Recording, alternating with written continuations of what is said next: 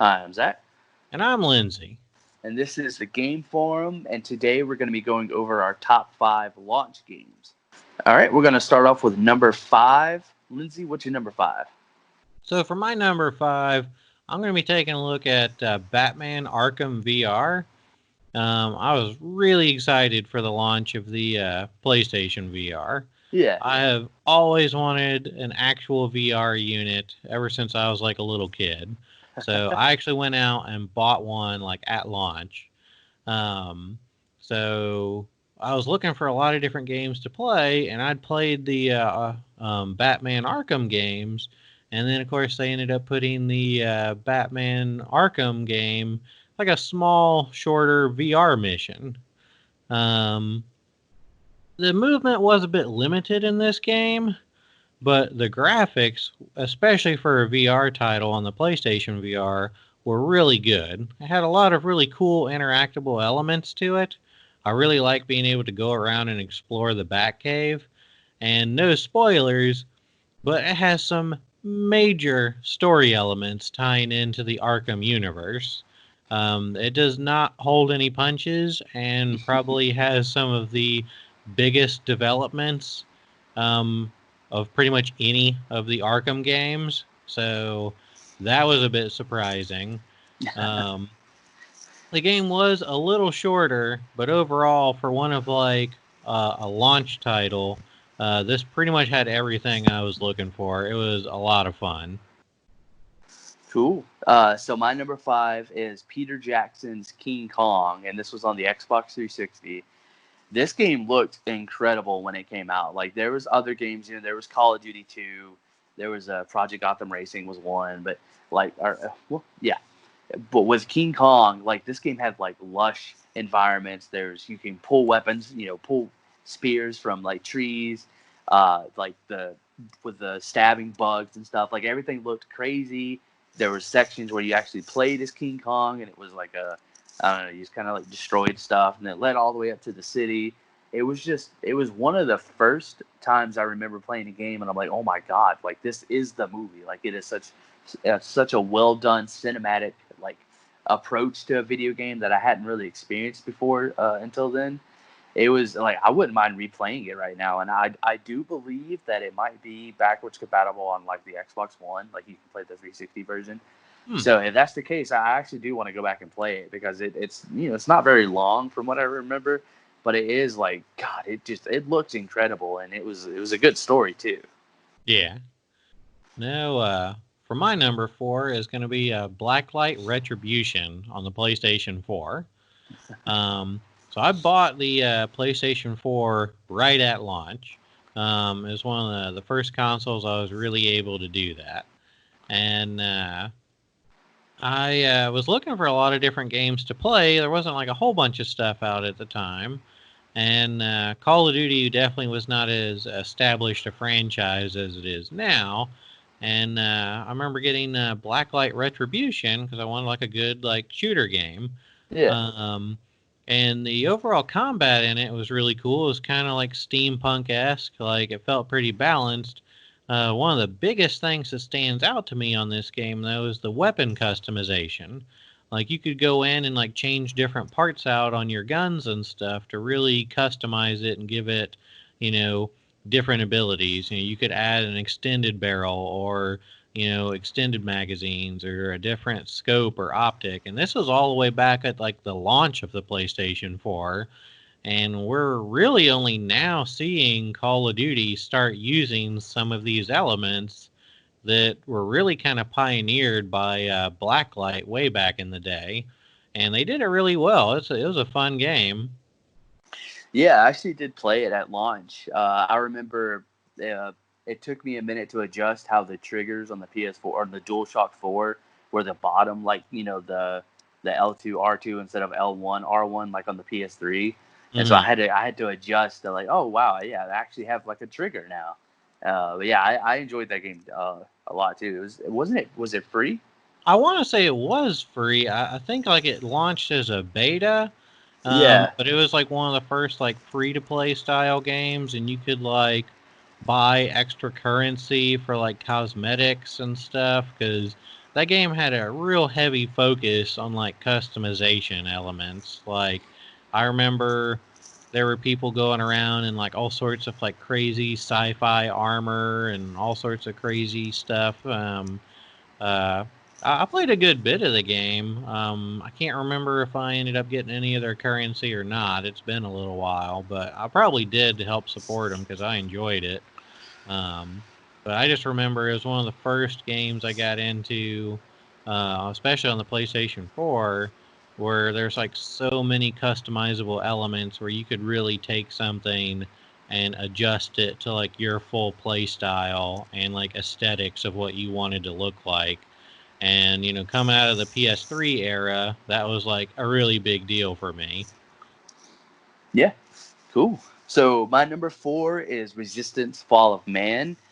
Ironically enough, the Resistance trilogy is my favorite trilogy on the PS3, and so Fall of Man just happened to be, a launch game along with many others on the PS3. And there are some rumors that Insomniac might be remastering the trilogy and bringing it to the PS4 or PS5, which I would flip out if they do, because this is such a great game. This kind of follows along with the King Kong in that it's a very cinematic first-person shooter, and so I enjoy games with a focus on story and like cinematics and like stuff like that. And gameplay is always like a second, but the gameplay isn't fun. That's fine. But in Resistance, the gameplay was awesome. The story and the setting was awesome. It followed like what if during World War II an alien like an alien ship had something happen and some of the specimens fell down into Earth, and then it caused an infection, which caused the creation of Chimera. And it was like in the middle of World War II, so all of a sudden everything got switched around, and it was really awesome. The story was awesome. I think the character you play as, Nathan Hale, the journey you actually end up going through, from 1 to 2 to 3 is really awesome. But one, it being the launch game, it was just I was super impressed. The graphics were impressive. There was a multiplayer mode that was okay. The weapons were unique. There was a bullseye weapon that you can like tag enemies, and you can basically turn around, but the bullets will like follow them. It was really creative. They changed up a lot of weapons fitting kind of the time period of World War II, and I think it went a few years up until the 50s. But so they like merged like it's the 50s Americana mixed with this alien invasion, kind of like a War of the Worlds mixture. It was just God, it was such a great game. I would really enjoy being able to play it again. I believe Resistance 3 is on PS now, but there's no way to play Resistance 1 or 2 unless you have a PS3, unfortunately. But that's my number 4. Yeah. Uh, my number 3 is going to be a Tekken Tag Tournament for the PlayStation 2. So I was looking for some titles to play for the PS2, and this was actually my first Tekken game, and it was just so zany and off the walls. Like it did not take itself seriously at all. I remember playing with a lot of friends and having a lot of fun with this game. And I also remember like it had like a crazy bowling mode in this game, so you could pick like different characters, and they would have customizable, I guess like lock-on features for like the bowling mechanics. So like if you pick like one of the cyborg people, like he would have like a crosshair, like a cyborg crosshair, and his power rating would be like through the roof. So you had to try and get it kind of lower, otherwise he'd like throw it through the wall or something. And then like one of the weaker characters, you'd have to like max it out. So it wasn't all like every character played different in the bowling and was set up to like what kind of character they were anyway. And then when you got into like the fighting element of it, like it was a pretty balanced fighter game and it was a lot of fun. And pretty much, up until then, I'd played some of like the Mortal Kombat games and a little bit of Street Fighter. But this was kind of like one of the first like other fighting games I really got into. And like I said, me and my friends just had a ton of fun with this game. It was quirky and crazy and just a real fun game to play with a lot of friends. Awesome. So my number 3 is actually Time Splitters for the PS2. Now, obviously, Time Splitters 2 is that's when it hit like cult classic success. Like that was the big one. But Time Splitters, I still remember it was. I I vaguely remember it because it was so long ago. But when we bought our PS2, we got Time Splitters, Smuggler's Run, Midnight Club, and I believe Summoner. We got all those games, and Midnight Club was, I wasn't into racing games then. Same thing with Smuggler's Run. It was kind of a racing game made by Rockstar, but Time Splitters was just like, oh my god! It's another first-person shooter, of course. It was just zany and crazy. The character models reminded me of a lot of what Duke Nukem games on the Nintendo 64, like that style. The weapons I thought were really creative, and just the wacky and zany story really grabbed me. And come to think of it, like God, Time Splitters is such a great franchise and it's such a great game, and the fact that it launched on PS2 is just mind blowing to me. I would love to see Time Splitters, either a remake, a remaster, or just a new title. Time Splitters, I had a lot of fun with that one too.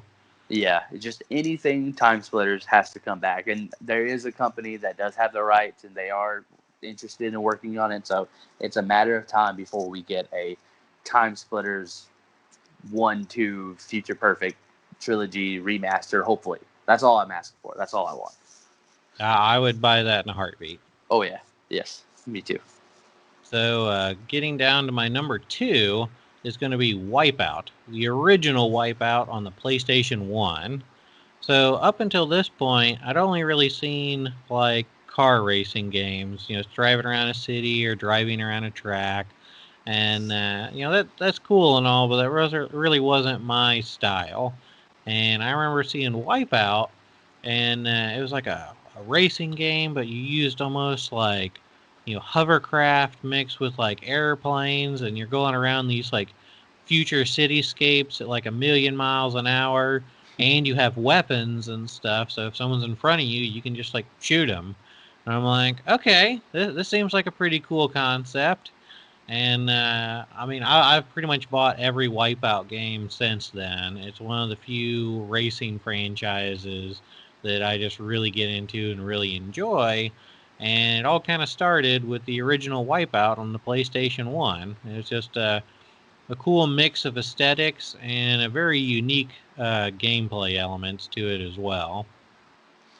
Yeah, I vaguely remember playing Wipeout, maybe on a demo disc that came from a magazine, but the Wipeout VR mode on the PS4 was pretty awesome too. Yeah, like it's had a long evolution, and they've had a good bit of titles in their lineup. But I would definitely consider like Wipeout like one of my favorite racing games. And again, I'm not a big racing person title. I love Wipeout, Burnout, Flat Out, like the more kooky, crazy ones that aren't quite taking themselves as seriously. I'm not a big Gran Turismo fan. All right. So my number 2 is Condemned: Criminal Origins. That was on the Xbox 360. This is one of the scariest games I've ever played. Silent Hill 2 is definitely the scariest I've ever played. But this game was like, I remember when we got it, I couldn't finish it because it was just too scary. So you're playing a detective trying to figure out this like serial killer murder mystery stuff, but you actually have detective modes where you have to pull out your flashlight and like, but they're like the scenes you investigate are like Saw level of gruesome. And they're just like, it's just completely gory and it's creepy. You'll be in an abandoned apartment building and it's pitch black and you're having to investigate, and then you hear a noise and you use your flashlight and you're going down the hallway, and then you realize that someone's in the room. A door that was closed is now open. Stuff like that is really scary. But then like throughout the game, it gets creepier in a very like unrealistic way. And like at one point, I remember you go into this department store. You're on a train track, and you kind of go through the train tracks to a department store in kind of like downtown city area, and it is a clothing store where they have mannequins that are placed throughout the building, and you have to leave through the department store, but you need a key, so you have to go back into you're in the back area, so you go back to the main lobby, like where everything is stored, and all the mannequins are like turned around facing you. and it's like oh god, this is pretty terrifying. And you have to like grab the key, and then you go back into the back room that has the the door for you to unlock, and then all the mannequins are in that room. They're just like blocking the way, and you're like, oh god, what? So you turn around, and there's no mannequins in the room that you were just in, and then all of a sudden you're like, oh my god, like it was just like it was completely unexpected how scary it was. There was another section there was a a toy factory you go to, and they're like little animatronic toys that are walking around, and it is terrifying. But it had an awesome combat system. It had like first person melee, but there was like procedural damage to the enemies that you would fight. So like you'd beat them in the face, and then like their face would start to get bloody and bruised, and your hands would start getting bruised. And so there was some like gun combat too. It was a very hyper violent, hyper realistic survival horror slash investigation game. It was just super incredible. There was a sequel that didn't do as well. It came with a multiplayer component that also was really underdeveloped. But for a launch game on the Xbox 360, God, it was a unexpected treat from an Xbox based studio that I don't believe is around anymore. But and especially it being a horror game, I love my horror. So my number one is going to be Armored Core 2, and it was for the PlayStation 2. And this one, I was probably one of the like so excited for. My parents and stuff ended up telling me that I would be getting like a PlayStation 2 for Christmas, and they wanted me to like pick out some games. And we didn't have like a whole lot of money to get stuff. And they said, give us a list and we'll get some of them. And I specifically used my money to buy Armored Core 2 before Christmas. So I had the game, and I was just sitting there reading the all the descriptions in the little booklet and the stuff on the back, and looking at all the pictures for like a couple months before Christmas until I could actually play it, because I didn't have the console yet. But I was just so excited because Armored Core 1 was my favorite PlayStation 1 game. And the graphical upgrade for Armored Core 2 was just like blowing my mind at the time. And like watching the intro video and stuff, I was just like, oh my God, this is ridiculous. And I remember having so much fun with that game. Armored Core 2 is essentially a mech combat game where you get to customize the mech you're using. So you get to pick like its feet, its chest, head, arms, your weapons, your booster, your radiator, your generator, back weapons. There's like a whole bunch of different components to it. And for Armored Core 2, they added in a whole bunch more elements that Armored Core 1 didn't have, mainly due to the limitations of the PlayStation 1. So they started adding in a lot of other newer elements to the gameplay, to where you really needed to start changing up your mech for certain missions. Like some missions you might need a targeting computer with like organic targeting, or a better radiator for like a higher heat mission and stuff like that. So I remember just playing the ever-living crap out of this game until I could unlock every single part and try every single thing in it. And just trying to wait those like couple of months to play it was like killing me inside. But I had to know that I was going to play that game the second I was able to get a hold of that PlayStation 2. So I just remember, I don't think I've been that excited for a game like in a very long time. Yeah. So my number one is Halo Combat Evolved for the original Xbox. I mean, this is probably a lot of people's number one game or number one launch game. It's Halo. It was start of something amazing. It might not be amazing now, but I just remember, I think, what was it? The console came out, and then my dad was like, "Hey, I'm gonna go get something." I was like, "All right, okay, that's fine." And he came back with the big, bulky green box that was the original Xbox, and then he got just Halo, and I was like, "Okay, we're gonna play this." And at the time, with it being the launch, the only controllers were the Duke controllers, which were like notoriously large. And I was a little remember. kid. Yeah, and I was a little kid then, so I was barely able to hold on to that thing. And with the black and white buttons that were up in the corner for like the grenades and stuff, like I couldn't even reach them. Like I had to like stop moving to move my hand up to use my thumb to hit those, just because there was like that controller was huge. But me and my dad actually went through the entire campaign that night, like when he got it. It was, it was an awesome memory, and so it was my first time playing, an Xbox game. The Xbox was a little bit more powerful than the PS2, and I think the Dreamcast, or yeah, it might have been Dreamcast that came out around that time. Maybe the GameCube. No, GameCube. Yeah, was it GameCube? I I don't can't remember. remember. Yeah, I can't remember either. But I just remember like, oh my god, this is so amazing. And then the story was awesome. Getting introduced to Master Chief, and the flood, the 343 guilty spark, like all of that.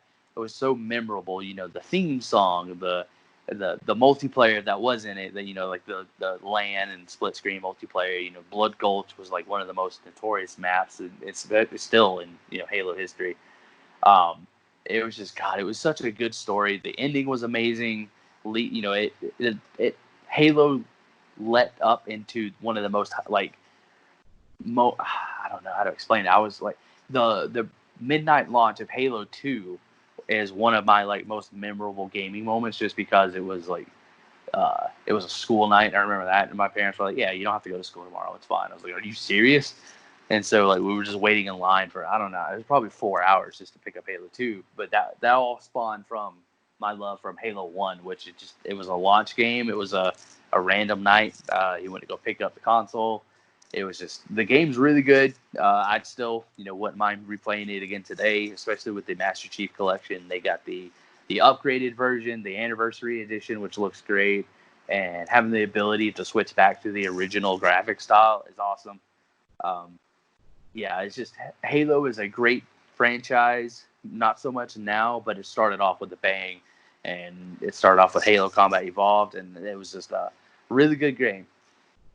Tell us what your favorite launch title is in the comments down below. And until next time, don't forget to like, share, and subscribe.